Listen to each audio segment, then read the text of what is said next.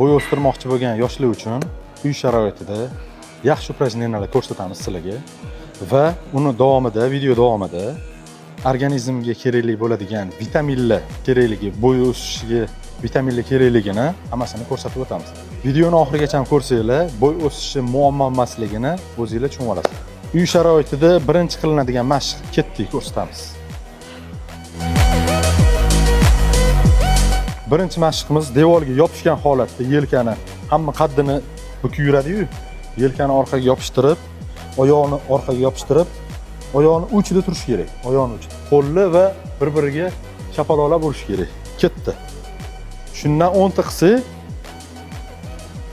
yordam beradi bo'y o'sishiga. Har esingizga tushganida uy sharoitida qilaverasizlar. Qancha ko'p qilsanglar, qaddinglar juda ham zo'r keladi. Egilib yurishlikni oldini oladi. Poзвоночникlar cho'ziladi.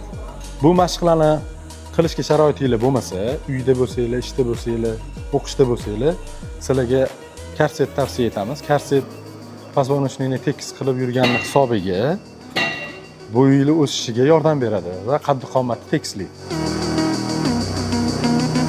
Turnirda osilib turish poзвоночникga juda ham yaxshi samarali foyda beradi. Bo'yinglarning o'sishiga 2-3 sm o'sishiga. Eng ko'p xatolik qilingani osilib turib, sirazi tovon bilan tushib ketadi ko'pchilik. O'zi oyoqni uchi bilan tushish kerak. Shunda poзвоночникga zarar tegmaydi. Uchinchi mashqimiz poзвоночник cho'zilishiga ancha samarali yordam beradi.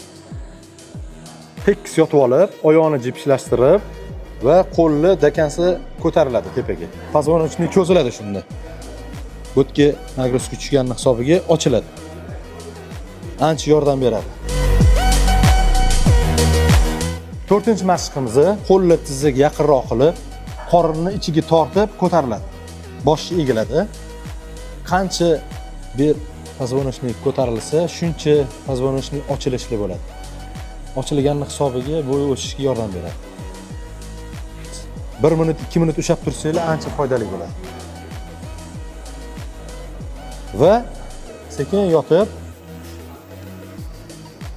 qo'lni oldiga cho'zib, oyoqni ko'tarilsa, bunaqasiga poзвоночник. Bu упражнениyalarimizni 2 mahal qilishinglar majburiy o'zi. Sharoitdan kelib chiqib, har kuni 3-4 mahal qilsanglar, poзвоночникlar cho'zilib, yoshlarga tezroq ta'sir qiladi. Shu упражнениyalarni qilsa, kuniga 2 mahal yoki 3-4 mahal qilinsa, bo'y o'sishiga ancha yordam beradi. Hozir bo'y o'stirishiga kerakli bo'ladigan vitaminlar to'g'risida sizlarga ma'lumot beraman. Birinchisi kalsiy. Mushaklarimiz va suyaklarimiz bo'g'inlari mustahkam bo'lishi uchun zarur. Vitamin K2 kalsiy tez so'rishi uchun juda ham yaxshi yordam beradi.